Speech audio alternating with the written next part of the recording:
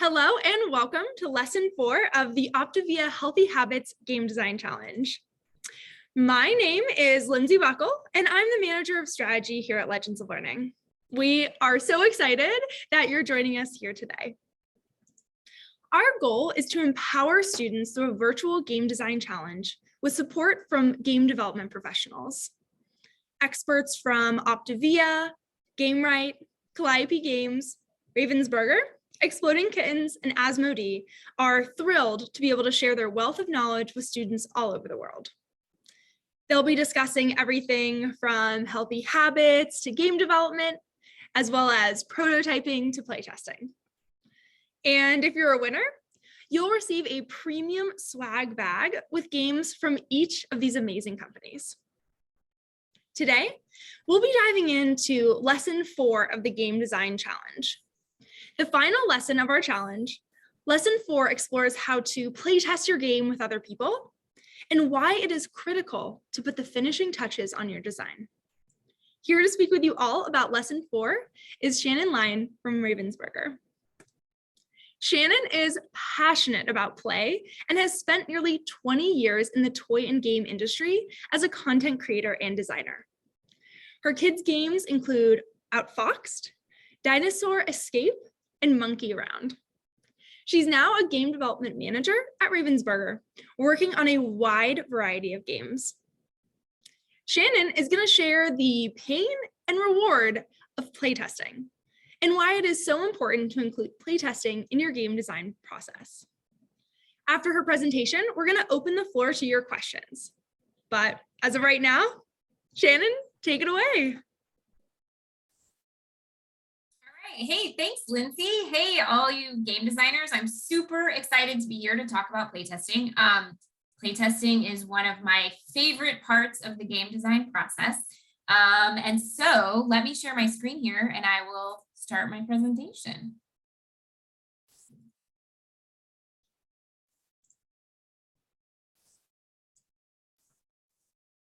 All right. Okay, today I'm going to talk about the pain and reward of playtesting. And Lindsay gave you a little bit of an introduction of who I am. I'm Shanon Lyon. I'm a game developer right now at Ravensburger. And before working at Ravensburger, I was an inventor of kids games for about the last 10 years. So at the top here are some of the games that I developed as an independent inventor with my partners, and then below are some of the games that we published at Ravensburger, and you might recognize some of these. We have Labyrinth, we have Villainous, we produce games all over the world for people from ages 2 to 100, so all types of different games. I first want to talk a little bit about why I called this the pain and reward of playtesting. So why the pain? So it's really hard to put your creative projects out into the world, no matter what they are. It's like they're your children, right? And it's not always to be easy to be open to feedback about them. It's really different, in my opinion, than let's say you made a crank or something mechanical and you were just asking someone whether or not it worked, right? You might not be as emotionally connected to that crank that you're asking someone to look at. Whereas if you're putting your board game project out there and you probably have characters in it that you like and certain mechanics that you really love, a story maybe that you've worked on, it's really hard to put that in front of people and accept whatever they have to say about it with an open mind. So that's part of the painful process. It's also, I rarely in my life say the words always or never, but this is one instance where I believe this to be true. It's always challenging to get a game to work smoothly, and it never works on the first try.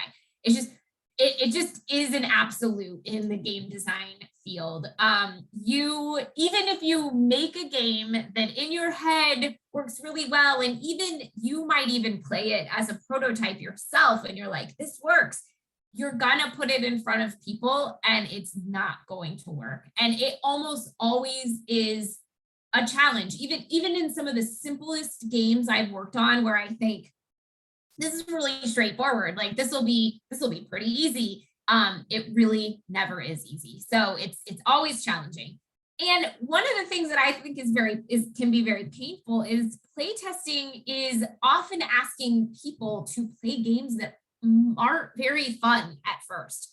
And so that can be hard. I often, will have a group of playtesters arrive at a playtest and they're very excited. They're like, this is so cool. We get to play games. And the truth is that maybe they're playing a game that's not very fun. So the process for them might not be what they expect. And that can be challenging as well. So why the reward?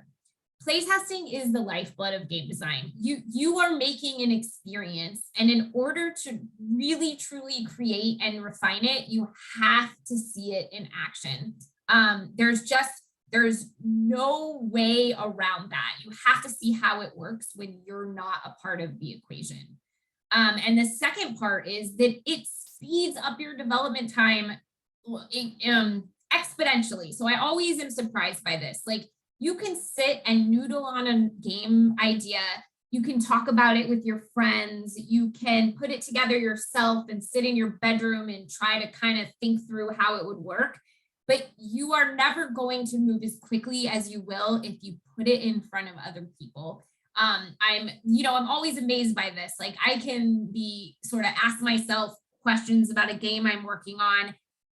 But really, when you put it in front of someone, you can answer all these questions and get more questions that you need to resolve. In an hour's time, you can get really far. So it really helps you get from point A to B much faster.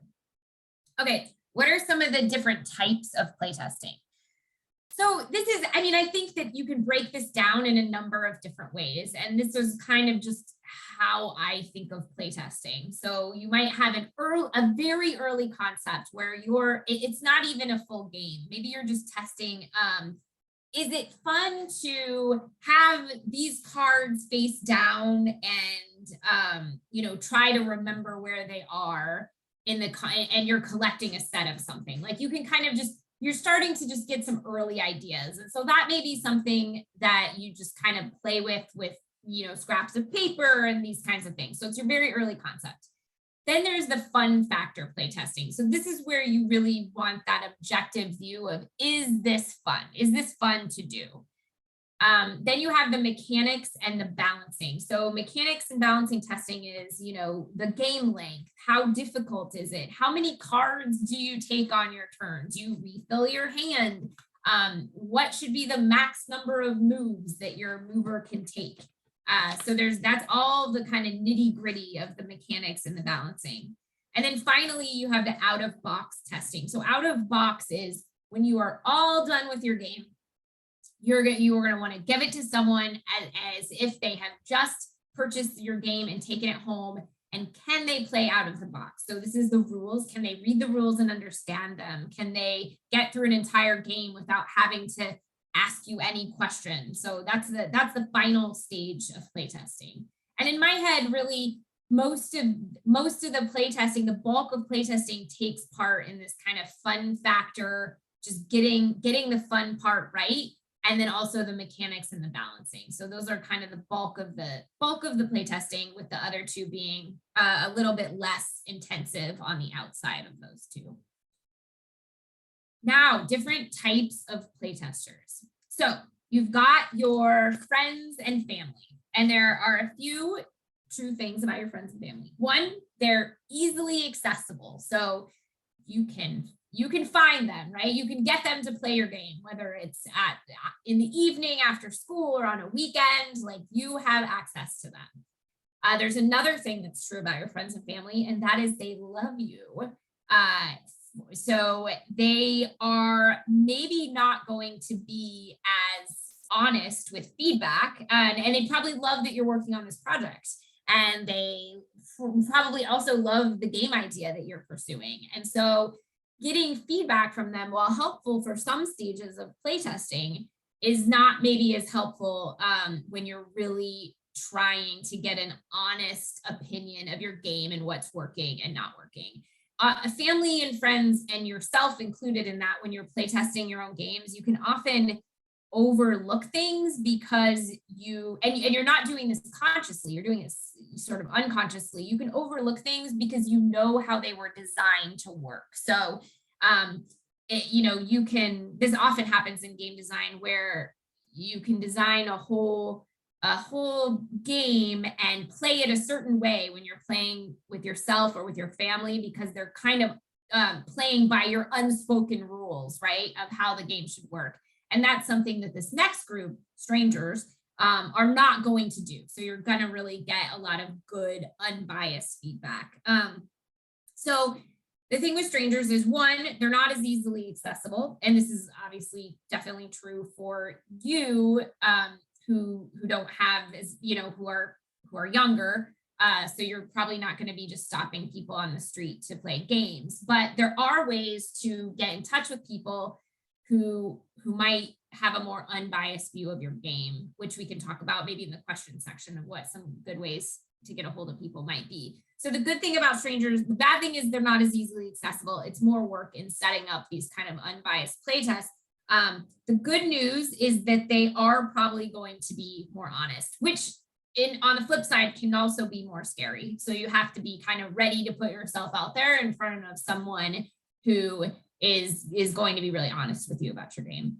And then the third this is kind of a subcategory of both of the friends and family and the strangers, is something to think about as your target audience. So if you are designing a fun, fast card game, and you are only testing with people who like deep strategy board games, you're not necessarily getting an accurate view of what people who like the type of game you're making would think about your game. So as you're thinking about friends and family to test with, or even people you don't know to test with, if you're trying to get people at a game cafe or something like that, you might want to talk to people first about the types of games they play. And so making sure that they play the type of game that you're making, because that can make a big difference. And then same way, flip side, right? If you're designing like a really deep strategy game that is a long game or has a lot of bits and pieces to it, to have players who really only like drawing games, for instance, or play like more casual games, they might not be the best playtest audience for you, for your game. So you want to think about your target audience, and then where you're finding your playtesters, whether they're friends and family, or you're trying to recruit kind of people that you don't know who might be more unbiased. And I think this is something I like to think about too. There are some playtesters are best for one kind of testing and others are best for others. So your early concept, I think that's totally fine to test it with your friends and family, right? You're just kind of seeing like, does this work? Is this interesting? The fun factor, I think, is really where you want the strangers to be pulled in, because that's where you're going to see your game really truly in action, and there's not going to be people giving you kind of the feedback you want to hear about whether something is fun. And again, the target audience, I think, is important for the fun factor testing. The mechanics and the balancing, I think that's friends and family, right? So those are people who are going to sit with you, and you can be part of this too, are going to sit with you and play through your game in different kinds of iterations of your game to figure out what the right turn order is, how many turns do you get to the right play length, or how many cards do you draw on your turn, and how does that affect things. So you're going to want people who are willing to sit with you through iterations, right? So you can say, okay, this time let's draw 3 cards and not discard at the end of our turn. And then you can play through it and see how it feels. And then you can play again and say, okay, this time let's draw 4 and let's always discard at the end of our turn, or something like that. And then the out of box, this is really best, again, played with strangers, or at least people who have never played your game before. So this could be friends or family, but somebody who has never played it. So you'll be able to give them the rules and your prototype, and then just see how it goes straight out of the box. And then finally, I just pulled together 5 kind of playtesting best practices to keep in mind as you're going through this process with your game. The first is be open. So I think going into a playtest, not going into a playtest with the idea or conception that you have everything figured out. I think that being open to new ideas and being open to ideas coming really late in the process is really important, because you never know what you're going to discover along the way. And I think you have to be open to those discoveries and making those changes. The second is approaching it like a scientist. So I think for me, this is how I get over the pain of the playtesting, of putting a creative project out there, or asking someone to play something that's maybe not very fun, is like, approach it like a scientist. Like, this is an experiment, and I have all these levers in my design that I can move up and down to change things. And I want to make sure that I end up with max fun, max simplicity, max playability, replayability, all those things. And you're taking it through this process and adjusting each time to get it closer to the final result that you want. And so I think approaching it like that helps you view a playtest more objectively, helps you see what's wrong and come up with more ideas to solve those problems, as opposed to approaching it more in a more attached and creative way. So I think it's kind of key to detach yourself a little bit from the project and what you're trying to do, so you can see all possible outcomes. I think when an experiment or something they're working on doesn't work, they go back to the drawing board, right? They form another hypothesis, they try something new. And I think that for game designers, you really, even though it is this unique mix of creative and kind of scientific work, you have to approach it more like a scientist in the playtesting phase. The next thing is to use your eyes. So people will say a lot of things in playtesting, and I think that it's important to record those things and think about those things, but it's also most important to observe your playtesters. So what is their body language saying to you? Are they facing the table? Are they leaning in and looking at what's happening on the board? Or are they turned to the side? Are they distracted by something else that's happening in the room? Like, usually to me, if someone is not fully engaged, then I'm going to ask myself why. Like, why are they easily distracted? Like, to me, the message that sounds is that they're maybe not very interested in the game. And what you'll often find is, I've watched a bazillion playtests like this, where it's very clear through the whole playtest that, and granted, I've tested with a lot of kids and families, and so that's a little bit different than testing with adults in terms of what kind of information they'll give you readily, and what, sort of their things they've learned, like how polite they are, I guess. But I've watched a ton of tests where you can clearly see in the test that something's not fun because no one's engaged, or they have to remind each other, hey, it's your turn, or oh yeah, I forgot to do this. Oh, I don't know, like, what I'll do on my turn, whatever. They're just not really engaged. And at the end, you say, if you ask them just something like, did you have fun? They're like, yes, that was fun.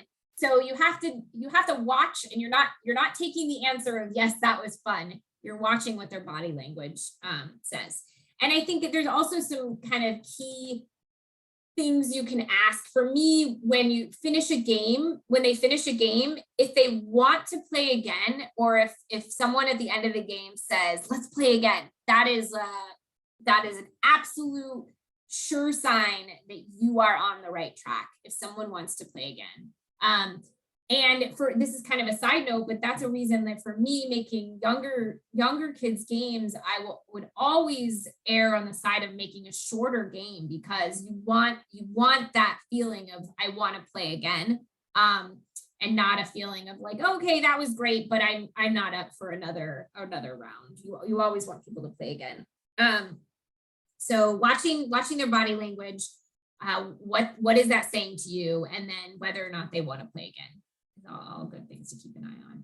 So then you are going to ask questions, even though you are watching a lot of playtest. You're getting a lot of information from what is not said, but then you do also want to ask questions and engage the playtesters in conversation when you're done. So I usually ask pretty basic questions. I I like to ask people to rate the game on a scale of 1 to 10, only to give me an idea of like where I'm at. And again, I have to trust that they're being honest with me. I think I didn't really include this, but another thing you can do is, depending on your situation, it's like, oh yeah, no, this is a game that someone else worked on. So it's like they feel a little more comfortable being truthful with you. I often do that. Like I don't out myself as the inventor of a game. If I am testing it for someone else, or I'm working on a game, it's designed by someone else and I'm looking for their honest opinion. So I often I always preface playtest too with the fact that I am looking for honest opinions and how important the playtesting process is, so that the playtesters know that their honest feedback is valued and that you're not just looking for confirmation of what you already have, that you're looking for new ideas. So I will ask someone to rate the game. I think it kind of gives me a good idea of like, oh, if they give something a 4, like, or even a 5, like they really didn't like something. And maybe this isn't even a game worth pursuing. If they give something more of like a 7, I'm like, okay, like maybe it could be something. It needs work clearly. What are the things that are preventing them from scoring it higher? And then if we're 9 and up, then it's looking to be in pretty good shape. I always ask them what they liked about the game, and then what were the things that they would change or didn't like, or things that were confusing. And I set up this question in a way that they know that I'm willing, that I'm in the process, whether I am or not, like I would scrap this and start over again, right? So you really want it, you want to be open, like, hey, like if you were to change this game, like how would you change it? And they can give you wild ideas and things that would totally take you off track. And you can obviously, as a designer, you feel free to ignore those. But then they also might trigger something for you, or you might be able to pull something out of one of their suggestions that is, you wouldn't go that far maybe, but interesting. They're looking for, more action on their turn or whatever. And this is their sort of wild idea of how they do it. And maybe I'm not willing to go that far, but maybe there are other ways I can still meet that need that they're asking for. I ask what's confusing. I don't know if in your situation, if this is a question you asked, but like for me, when I'm working on a game for Ravensburger, I mean, I ask whether or not they would buy it, because truthfully, like that's what it comes down to, right? Like you like this game, but will you buy it? Do you like it enough to want to bring it into your home? I think that the games are interesting in the sense that a lot of people and families like buy a lot of books, or will buy a lot of books, and like it's not that big of a thing. But games, they take up more space. Sometimes they're more expensive. A lot of the deeper strategy games really are. And so you're asking people like, is this play experience worth your money? And I think that's so that can often be a very it cuts to the heart of the matter, but can be a really good question to ask in game development.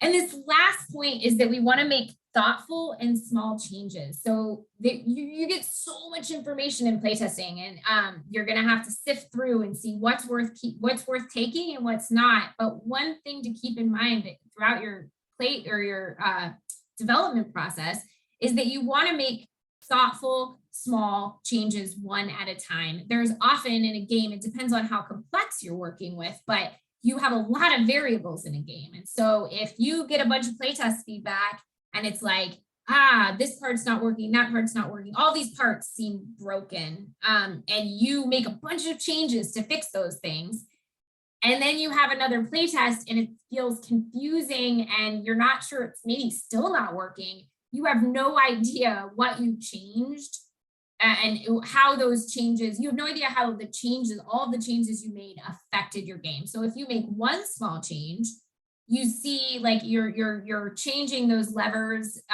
very carefully, a little bit at a time. So you can see that the change they made, and sometimes one small change can make a very big difference in the overall play experience, for better or worse. But then you're getting that information about those small changes and kind of just very carefully refining as you go. So those are my kind of top 5 best practices for playtesting as you're watching other people play your games. And Lindsay, that's it. I feel like I talk very fast. Hopefully I did not talk too fast. No worries at all. That was great. Really just loved kind of that showcase of both the pain and the reward of playtesting, and how you can really get both through the process. Yes, definitely. So what we're going to do now is open the floor for questions from the audience. So you can use either the chat icon or the question and answer icon to throw your questions in for either myself or for Shannon. But I do know that one came in while you were talking. So we can start with that one. What is your favorite type of game to playtest? Oh, favorite type of game to playtest. Well, I will say that I have worked on a lot of kids games and there's really nothing for me personally that I love more than watching. I did a whole series of toddler games. So those were with 2-year-olds and 2-year-olds are very young. And, there's not a ton of things they can do in terms of game playing, but watching them have like kind of a structured game experience with their parent and loving it, and watching connection between a parent and child in that way is really a favorite thing for me. And there are so many moments in playtesting, like I said, that are very painful, and you watch people have no fun and you see that your games are broken. But those moments when you see when somebody gives a high five to someone else, or someone says, "Oh, I love this game," like that's very, very satisfying.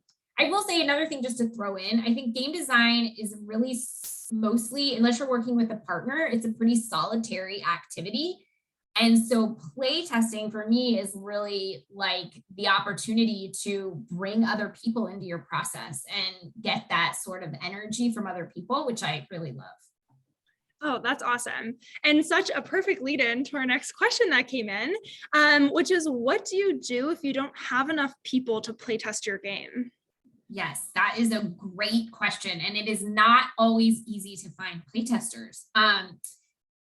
I can tell you, and some of these things are like, this is depending on your age and, your school situation. Are you virtual? Are you in person? What's happening with COVID? All these things are really different. And that's something that we as a company have had to navigate, certainly over the last 18 plus months. But I think that, one, you have the people in your household. I'm just going to brainstorm some areas where you might find people to play test your game. People in your household, people in your neighborhood, perhaps, people at school. So if you are at school, if there are after school clubs that you could go to and ask to play test your game. Sometimes if you're doing games that more kids could play, you could maybe ask if a whole classroom could play test your game. If there was another teacher and they were like, hey, maybe they have free time during their day, you can ask them if they could play test your game. After school programs, if you have a community center, perhaps you could go and set up your game at the community center and just kind of grab people who are coming in. You can also, if you have a coffee shop, and again, I don't know how much of this stuff is like actually people are going to around the country, but if you have a coffee shop or you have a game cafe with tables, they'll often, let you people go in there to play games. So you can go in, you can set up your game. I would put a little sign that says who you are and what you're doing, looking for play testers. Just grab people who are walking by. Hey, do you have 20 minutes to play test this game? And a lot of times people are really more than happy to help.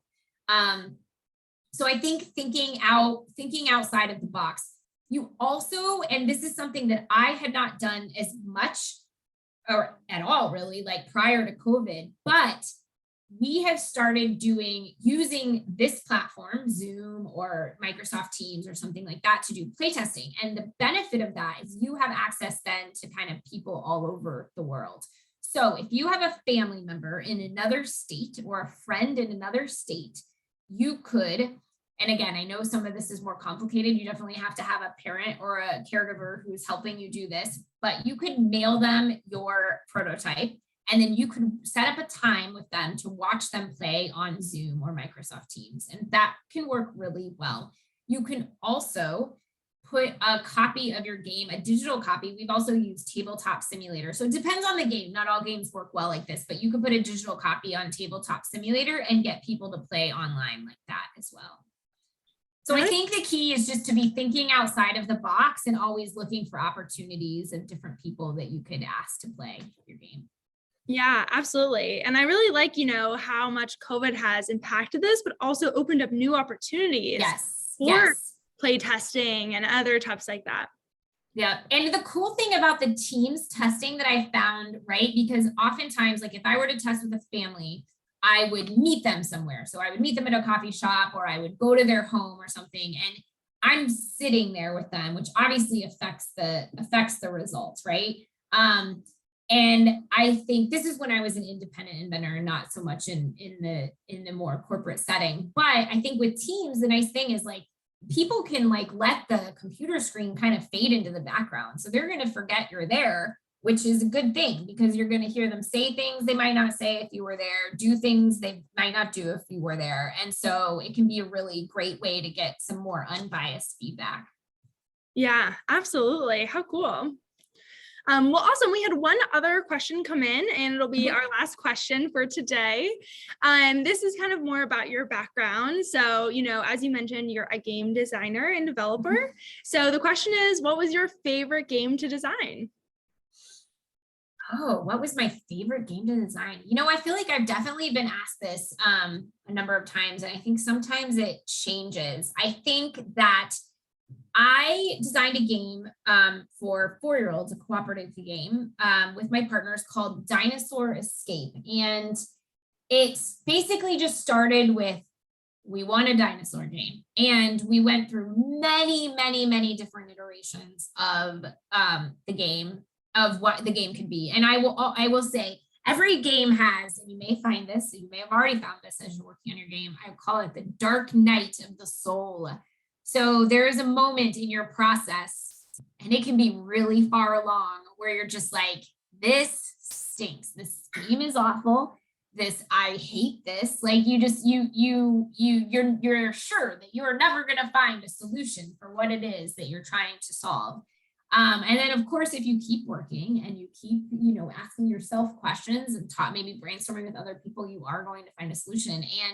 And this game kind of worked in that way where it just felt like, none of these things are working. And then the game that we finally landed on worked really well. And it's a game where my kids are older now, they're 8 and 10. So they're out of the age range of the game. But if I ever end up playing this game with younger kids, it's been out for a long time, I always have this feeling of like, dang, that's fun. I like this, And so I think that's always nice to feel like many years later, because sometimes you play a game years later and you think, I would do much different things right now. And if I could change it, I would change this or that or whatever. And that is a game where I just think, I really like this game still. And I think it's a lot of fun. So that's awesome. It's always good to know that perseverance really pays off in the end, overcoming those challenges. That's awesome. Yes.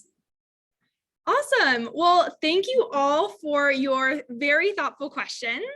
If any other questions arise for either myself or for Shannon, you can feel free to email them to events@legendsoflearning.com, and we would be more than happy to answer them.